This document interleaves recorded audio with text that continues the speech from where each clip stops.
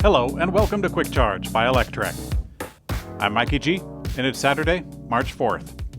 Tesla is deploying its first Supercharger V4, a new generation of DC fast charger stations.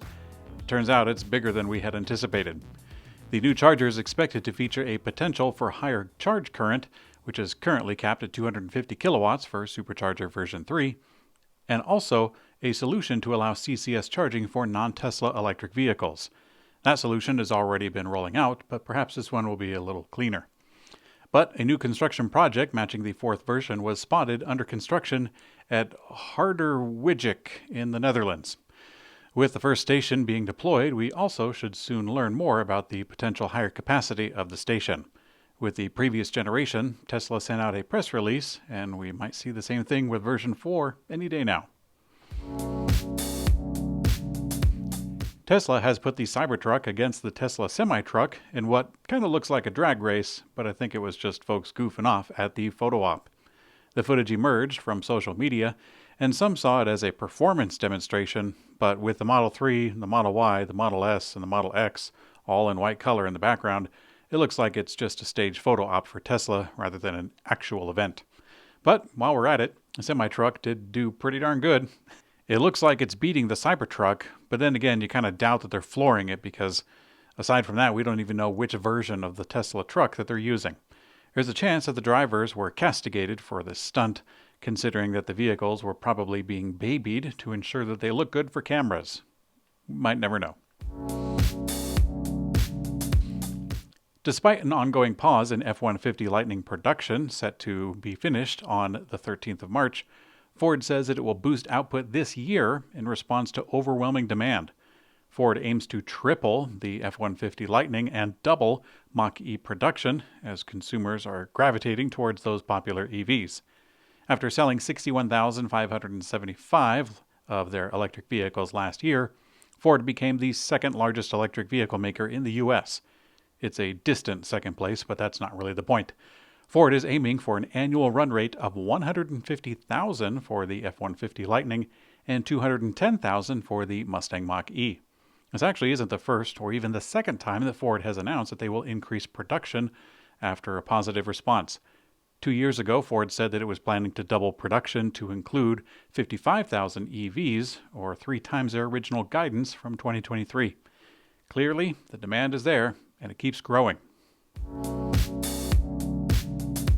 Subaru has announced that it will appoint a new CEO to address the profound transformation to EVs in the auto industry. This is following a similar move from Toyota. Subaru appointed Atsushi Osaki as CEO and president to accelerate its EV efforts and remain competitive. Going forward, the company said that Subaru will, quote, formulate a new management vision, and this will be finalized with the shareholder meeting happening in June.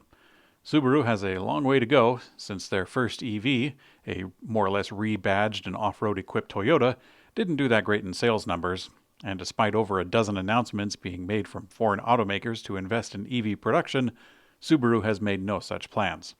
At one point, Subaru complained that they can't compete with McDonald's workers earning $20 to $25 an hour. I actually got to drive the Subaru EV, the Solterra, and it really gave me a new appreciation for the brand. Subaru basically proved that they could just slap their off-road technology into a ho-hum vehicle, come out with something quite compelling. The European Union has delayed final voting to ban combustion vehicles by 2035, as Germany has suddenly wavered. Germany has unexpectedly objected to the EU's vote, questioning its support for the law and how it will affect the industry, particularly by not properly explaining how the use of e-fuels will be regulated. Since the announcement of the agreed-upon law, some automakers in Europe have pushed back, requesting the 2035 expiry be extended to 2040 and possibly beyond. Despite those efforts, the European Union put its stamp of approval on the combustion ban last month, requiring one last vote in March. And now here we are. The German Transport Minister Volker Wissing criticized the EU's Commission's call for strict climate protection while simultaneously making it more difficult to achieve the targets without alternative solutions. This story is ongoing, and we'll keep you posted. In a tweet on Friday morning, South Carolina Governor Henry McMaster has confirmed that Volkswagen Group has chosen that state as home to its new production facility to build the Scout branded EVs. It was less than a year ago that Volkswagen announced plans to revive the Scout brand of trucks and SUVs for an all-electric future.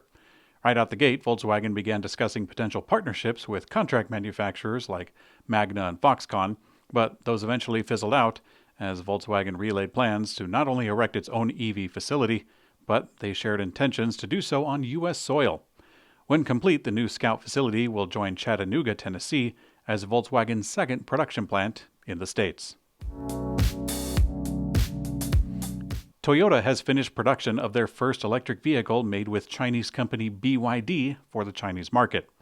The relationship is rather interesting between one of the most prominent EV makers, being BYD, and the largest car maker, being Toyota, which has fallen behind the race to introduce fully electric vehicles. The BZ3 electric sedan will officially launch on May 31st. In today's community comment found on YouTube, The Things You Will Find has won the sound effect Name That Tune game. The correct answers were the $6 Million Man, cell phone interference through a speaker, and Resident Evil the video game. Most of you got the $6 Million Man, and a lot of you got the cell phone interference, and some of you said the third one was an Atari or Centipede game. But since those guesses were a few generations off in terms of video games, had to give it to the precise answer. I don't have anything that I can offer you for a prize, but I can do this. Place your comment below Things You Will Find, and I promise I will answer it on Monday's community comment. Thanks for watching Quick Charge by Electrek. I'm Mikey G, and I hope you have a great day.